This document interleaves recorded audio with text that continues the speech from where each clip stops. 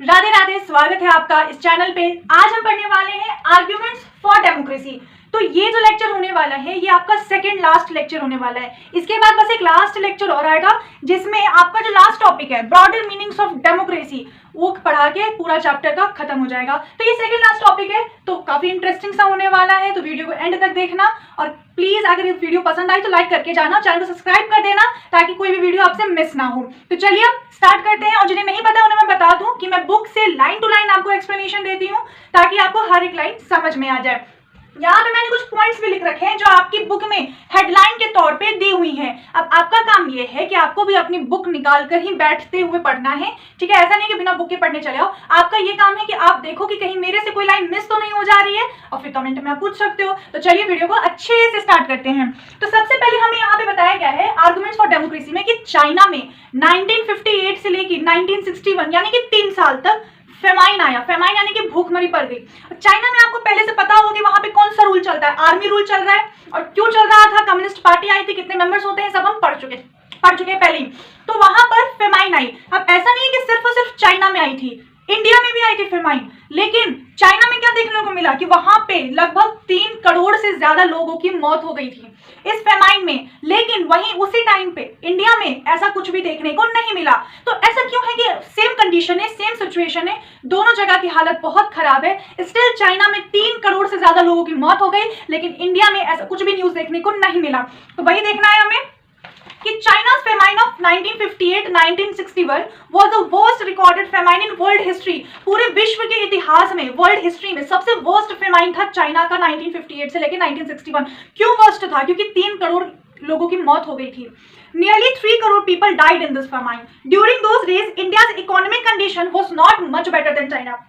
आज के टाइम पे बहुत लोग कंपेयर करते हैं कि देखो चाइना को और देखो इंडिया को। चाइना कितना डेवलप कर चुका है, इंडिया भी कुछ अभी तक डेवलपिंग कंट्री में ही चल रहा है। चाइना डेवलप्ड है, बड़ी बड़ी बिल्डिंग्स हैं, इतनी अच्छी फैसिलिटीज है, सब कुछ अच्छा है। स्टिल इंडिया में उस टाइम पर इतनी हालत तो खराब थी, लेकिन ऐसा कंडीशन देखने को नहीं मिला जो चाइना में देखने को मिला। तो वजह क्या था वहां पे? During those days India's economic condition was not much better than China, yet India did not have a famine of the kind China had. Economists think that this was a result of different government policies in the two countries. Economist ने यह बताया कि different government policies की वजह से शायद ऐसा हुआ। The existence of democracy in India made the Indian government respond to food scarcity in a way that the Chinese government did not. अब इंडिया में जब ये भूखमरी आई तो क्या हुआ, इंडिया की जो गवर्नमेंट थी उसने उसको फुलफिल करने की कोशिश की कि जहां पर भी स्कार्सिटी है फूड की हम वहां पर फूड को प्रोवाइड करवाएंगे। लेकिन चाइना में ऐसा कुछ भी सोचा तक नहीं गया। They point out that no large scale famine has ever taken place in an independent and democratic country। Economist ने जब इस पर रिसर्च की तब उन्होंने ये देखा कि आज तक जो भी डेमोक्रेटिक कंट्री है, सिर्फ इंडिया की बात नहीं कर रहे, जो भी डेमोक्रेटिक कंट्री है वहां पे अगर कभी भी कुछ महामारी टाइप का आता है, फेमाइन आता है या कोई और चीज आता है तो वर्स्ट कंडीशन कभी नहीं देखा गया। लेकिन जहां पे डेमोक्रेसी नहीं है वहां पे हमेशा देखा गया है। तो ये रिसर्च के थ्रू बताया गया है आपको। If China too had multi-party elections, an opposition party and the press free to criticize the government, then so many people may not have died in the famine। अगर चाइना में भी multi party elections होता, वहां पे भी ओपोजिशंस के साथ में बैटल होता कि हर साल में कुछ ना कुछ चेंजमेंट होती है, अगर सरकार में कुछ बदलाव हो सकते हैं, तो शायद 3 करोड़ लोगों की जान नहीं जाती। शायद क्यों? क्योंकि वहां पर प्रेस मीडिया को बोलने नहीं दिया जाता, कोई गवर्नमेंट के खिलाफ नहीं बोल सकता। बहुत लोगों ने बोलने की कोशिश की लेकिन उनका अता पता ही गायब हो गया कि वो कहाँ चले गए, कुछ अता पता नहीं चला। तो वहां पे लोग फ्री नहीं है गवर्नमेंट के खिलाफ कुछ बोलने के लिए। आप फ्री हो, हम फ्री हैं। क्यों? क्योंकि हम लोग एक डेमोक्रेटिक कंट्री में रहते हैं। हम पीएम को कुछ भी बोल सकते हैं, हम सीएम को कुछ भी बोल सकते हैं, वो हमें फ्रीडम मिला हुआ है। लेकिन ऐसा चाइना में नहीं है। आप एक शब्द बोल के दिखा दो वहां के गवर्नमेंट के खिलाफ में चाइना के अंदर, तो फिर आप कौन हो पता ही नहीं चलेगा, अगले दिन से आप गायब हो जाओगे। ऐसा हाल है वहां चाइना का। This example brings out one of the reasons why democracy is considered the best form of government. Democracy is better than any other form of government in responding to the needs of people। अब इससे हमें ये भी देखने को मिलता है कि क्यों एक democracy other form of government से बेहतर है, क्योंकि वो तुरंत रिस्पॉन्ड कर रही है। एक मल्टी पार्टी इलेक्शंस होते हैं यहाँ पर, और यहाँ पे क्या बात होती है कि लोगों की नीड देखी जाती है, ठीक है। यहाँ पे जो इंसान है, आप हो, हम हैं, ये जो इंसान है, ठीक है, आपके सराउंडिंग्स में इतने सारे लोग हैं, उन सब की नीड पे बातें की जाती हैं। A non democratic government may and can respond to people's need, but it all depend on the wishes of the people who rule. ऐसा नहीं है कि जहाँ पे डेमोक्रेसी नहीं है वो लोगों की हेल्प नहीं कर सकता, लेकिन ये टोटली डिपेंड करता है उनके मूड पे। अगर उनका मन आएगा तो वो हेल्प करेंगे, मन नहीं आएगा तो हेल्प नहीं करेंगे, ऐसा है वहां पर। और if the rulers don't want to, they don't have to act according to the wishes of the people, उन्हें लोगों के लिए चलने की कोई मर्जी नहीं है, ठीक है। वो नहीं चाहते कि वो अपनी मर्जी के मालिक हैं, वो जो चाहेंगे वही होगा। इंसान क्या चाह रहा है उसे उन्हें कोई मतलब नहीं है। A democracy requires that the rulers have to attend to the needs of the people. A democratic government is a better government because it is a more accountable form of government. Democratic, अब यही एक पहला point निकल के आया कि democratic government एक better form of government है किसी और फॉर्म ऑफ गवर्नमेंट से, क्योंकि it is a more accountable form of government, तुरंत एक्शन में आती है, क्योंकि यहाँ पे डिसीजन मेकिंग काफी अच्छा होता है। वो भी आगे हम पढ़ेंगे point. There is another reason why democracy should lead to better decisions than any non-democratic government. Democracy is based on consultation and discussions. Democracy किस पे based है? डिस्कशंस पे, कंसल्टेशंस पे। अगर कोई भी बात आती है तो वहां पे इतने सारे मेंबर्स हैं बात करने के लिए, डिसीजन लेने के लिए।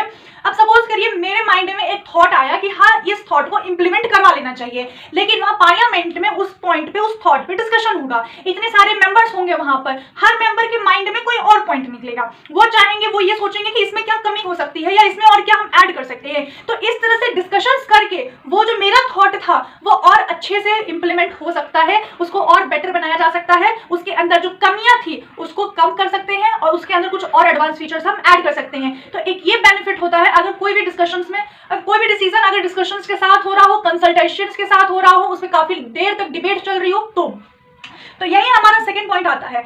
A democratic decision always involves many persons, discussions and meetings. When a number of people put their heads together, they are able to point out possible mistakes in any decision. वही मैंने आपको बताया कि एक छोटी से छोटी गलती भी वो लोग पॉइंट आउट करके उसको सही कर सकते हैं।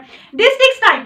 हाँ, इस चीज को इंप्लीमेंट होने में टाइम लगता है क्योंकि इतने सारे लोग उस पर डिस्कशंस करते हैं, लेकिन ये बहुत ही बड़ा सा एडवांटेज है, ठीक है, in taking time over important decision. अगर कोई इंपॉर्टेंट डिसीजन लेना है तो इट्स बेटर कि आप उसमें देर तक डिस्कशन करके टाइम लो, लेकिन जो आपका लॉ आ रहा है, आपका जो थॉट आ रहा है, आप जो लाने वाले हो, डिसीजन लेने वाले हो, वो सही होना चाहिए। भले आप उसमें टाइम ले लो, ठीक है, लेकिन वो डिसीजन सही होना चाहिए। ऐसा ना हो कि आपने जल्दबाजी में कोई डिसीजन ले तो लिया लेकिन वो एक्यूरेट ना हो। इसलिए हम बोलते हैं कि जो डेमोक्रेसी है improves the quality of decision making की वो क्वालिटी इंप्रूव कर देता है। कौन? डेमोक्रेसी। अब हम बात करते हैं this is related to the third argument. अब यही चीज जो है वो तीसरे आर्गुमेंट से रिलेट करता है। कैसे? Democracy provides a method to deal with differences and conflicts. अब डेमोक्रेसी हमें क्या बताता है? एक मेथड प्रोवाइड करता है कि हम डिफरेंसेस और कॉन्फ्लिक्ट्स के बीच में डील कर सके। In any society people are bound to have differences of opinions and interest. These differences are particularly sharp in a country like ours which has an amazing social diversity. हमारे country में कितने सारे social diversity हैं। आप एक reason से दूसरे reason में जाओगे, आपको वहां का कल्चर दूसरा मिलेगा, वहां के लोगों का बिहेवियर दूसरा मिलेगा, वहां के लोगों के थॉट दूसरे मिलेंगे। तो बहुत ही कल्चरल डाइवर्सिटी है हमारे और सोशल डाइवर्सिटी है हमारी कंट्री में। People belong to different regions, speak different languages, practice different religions and have different caste.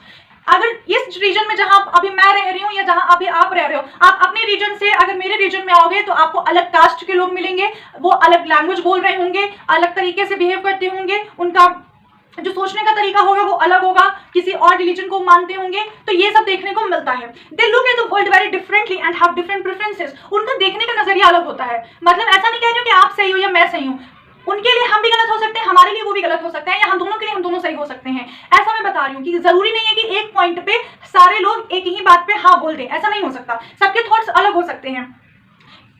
The preference of one group can clash with those of the other groups. अगर कोई एक decision कोई ले रहा है तो जरूरी नहीं है कि वो भी इस पे हामी भर दे। वो कहेंगे कि नहीं इसमें ये गलत हो सकता है या ये सही हो सकता है। तो उनके सोचने की चीज अलग है, हमारे सोचने की मतलब जो क्षमता है वो अलग है, ठीक है, ऐसा बोला जा सकता है।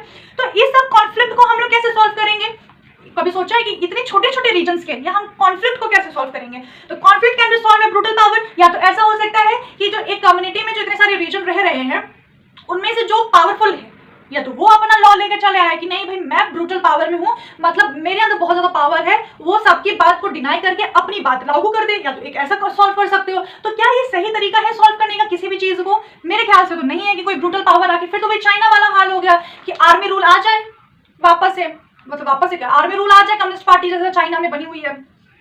Whichever group is more powerful will dictate its terms and others will have to accept it. अब मान लीजिए आपका एक ग्रुप है, मेरा एक ग्रुप है, हम दोनों के बीच में एक हो कॉन्फ्लिक्ट। आप बोल रही नहीं मैं सही हूँ, मैं बोल रही नहीं मैं सही हूँ, लेकिन मैं आपसे ज्यादा पावरफुल हूँ। अब मैंने बोल दिया अब मैं पावर के अंदर हूँ, अब मेरी सत्ता है, मेरा राज है, मैं जो बोलूंगी वही तुम लोगों को भी मानना पड़ेगा। तो क्या ये सही तरीका है? नहीं ना। अब देखो, but that would lead to resentment and unhappiness. अब मेरे लाई हुई चीजों से जरूरी नहीं कि आप खुश हो, आप दुखी हो सकते हो कि नहीं मेरा ये तरीका था, ये ज्यादा अच्छा हो सकता था, लेकिन वो पावर में है, मैं पावर में हूं तो मैंने ऐसा कर दिया, ये हो सकता है। Different groups may not be able to live together for long in such a way. Democracy provides the only peaceful solution to this problem. In democracy no one is permanent winner, no one is permanent loser. Different groups can live with one another peacefully in a diverse country like India. Democracy keeps a country together. तो इसका एकमात्र solution क्या है? Democracy. तो इसमें जितने भी community है, डिफरेंट कम्युनिटी है, डिफरेंट कल्चर वाले लोग हैं, उन सबको एक साथ रखने का काम कौन करता है? डेमोक्रेसी। कि कैसे हम पीसफुलनेस के साथ में सबको खुश रख सके, वो कौन काम करता है? डेमोक्रेसी। तो यहाँ पे डिसीजन मेकिंग होता है और सब कुछ वेल मैनेज तरीके से होता है। These three arguments were about the effects of democracy on the quality of government and social life, but the strongest argument for democracy is not about what democracy does to the government, it is about what democracy does to the citizens. अब ये जो 3 argument हमने पढ़े, ठीक है, तो इसका ये मतलब नहीं है कि वो डेमोक्रेसी है वो सरकार के लिए किस तरह से फायदेमंद है। अब डेमोक्रेसी का मतलब ये होता है कि हम सिटीजन्स के लिए वो किस तरह से फायदेमंद में आ रहा है, ठीक है। Even if democracy does not bring about better decisions and accountable government, it is still better than other forms of government. अगर डेमोक्रेसी सही डिसीजन नहीं भी ले पा रहा है तो वो कुछ और एक्सपेक्ट्स में भी अगर देखा जाए तो अदर फॉर्म ऑफ गवर्नमेंट से बेटर है। Democracy enhances the dignity of citizens. अब इस पॉइंट का मतलब क्या है?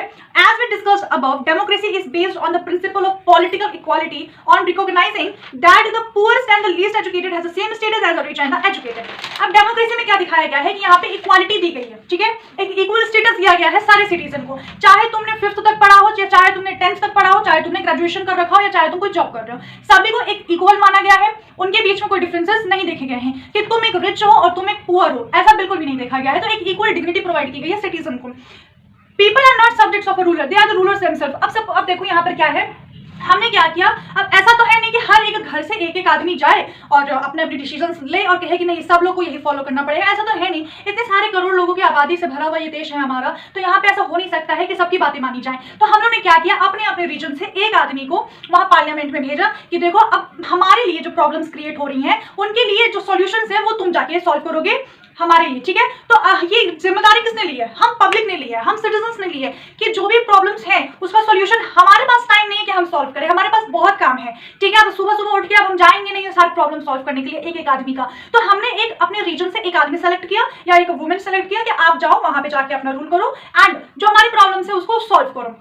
अगर देखा जाए वहां से अगर कोई मिस्टेक होता है तो सिर्फ उस गलती के लिए कौन जिम्मेदार है? वो जिम्मेदार नहीं है, सिर्फ उसने डिसीजन लिया और मान लो कि वो डिसीजन सही नहीं है, वो किसी चीज में गलत तरीके से हो गया, तो वो एक जिम्मेदार आदमी नहीं है, उसको हमने चुनकर बनाया है, तो उसकी सारी गलती की वजह हम भी हैं, हम भी जिम्मेदार है, हर एक आदमी जिम्मेदार है। अगर कोई एक रिप्रेजेंटेटिव रूलर कोई गलती करता है तो ये आपके हाथ में है, मेरे हाथ में है कि अगले बार अगर वो अपनी गलती सुधार रहा है सो इट्स ओके, ठीक है, वो अगली बार अगर और इंप्रूव कर रहा है इट्स ओके। अगर वो नहीं इंप्रूव कर रहा है तो ये हमारे ऊपर है कि हर 5 साल में इलेक्शन होते हैं, हम गवर्नमेंट को चेंज कर सके। तो इसलिए हर 5 साल में इलेक्शन होता है कि आप गवर्नमेंट की जो वर्क कर रहा है उसको ऑब्जर्व करो, सही है गलत लग रहा है, आप किसी और पार्टी को वोट दो, सही है तो आप उसी पार्टी को वोट करके वापस से उसको गवर्नमेंट में लाओ।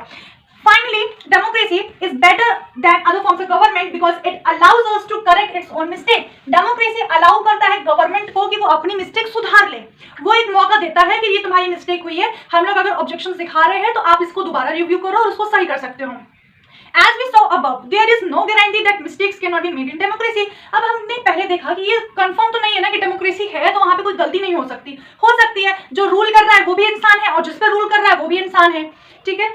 No form of government can guarantee that, कोई भी फॉर्म ऑफ गवर्नमेंट ये गारंटी नहीं दे सकती है कि नहीं भैया यहाँ पे कोई भी गलती नहीं होगी, सब में गलतियां होती है क्योंकि सब एक इंसान रूल कर रहा है। The advantage in a democracy is that such mistakes can not be hidden for long. अब डेमोक्रेसी का ये एक बड़ा एडवांटेज है कि ऐसी गलतियां काफी लंबी देर तक छुपी नहीं रह सकती, बाहर आ ही जानी है एक नई दिन। There is a space for public discussion on this mistakes and there is a room for correction, इधर the rulers have to change the decisions और the rulers can be change.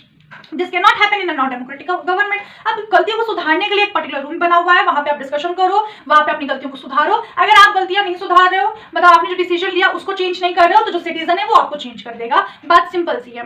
Let us sum it up. Democracy cannot give us everything and is not a solution to all problems, but it is clearly better than any other alternative that we know. ये सारी चीजें non democratic government में नहीं हो सकती है कि आप रूलर को चेंज कर दो, ऐसा हो ही नहीं सकता क्योंकि उसी के हाथ में सारा पावर है। अब एक समरी करते हैं कि डेमोक्रेसी का इसका मतलब ये नहीं है कि वो सारे प्रॉब्लम का सोल्यूशन है। क्या है डेमोक्रेसी? सारे प्रॉब्लम का सोल्यूशन डेमोक्रेसी नहीं है, लेकिन हाँ वो अदर फॉर्म ऑफ गवर्नमेंट से बेटर गवर्नमेंट, और इतने सारे आर्गुमेंट्स हमने देख लिए क्यों है क्या नहीं, ये सब कुछ देख लिया। If it offers better chances of a good decision, it is likely to respect people's own wishes and allows different kinds of people to live together। अब ये लोगों को अपनी इच्छा रखने का भी एक मौका देता है कि आप अपने थॉट्स को रखिए, अपने डिसीजंस को रखिए, ठीक है। even when it fails to do some of these things, it allows a way of correcting its mistakes and offers more dignity to citizens। that is why democracy is considered the best form of government। अगर वो decision making में भी कोई mistake करता है तो हम लोग उसको एक मौका देते हैं कि आप अपनी गलतियां सुधार लो, वरना हम आपको चेंज कर सकते हैं। तो ये था आर्गुमेंट्स फॉर डेमोक्रेसी। अब इसके बाद एक लास्ट टॉपिक बचा है, 1.4 करके हेडिंग है आपका, वो अब नेक्स्ट लेक्चर में ही होगा, वरना लेक्चर बहुत लंबा हो जाएगा, बहुत बोरिंग सा भी हो जाएगा। इतना लंबा लेक्चर कौन ही पढ़ा पाए, कौन ही देख पाए। तो मिलते हैं फिर हम अगले वीडियो में अगले लेक्चर के साथ में। तो चैनल को सब्सक्राइब कर लेना। आप लोग वीडियो देखते हो, लाइक नहीं करते हो, ना सब्सक्राइब करते हो, ना कमेंट करते हो, मतलब एटलीस्ट अप्रिशिएट तो कर सकते हो ना। तो चलिए मिलते हैं फिर अगले वीडियो में। राधे राधे।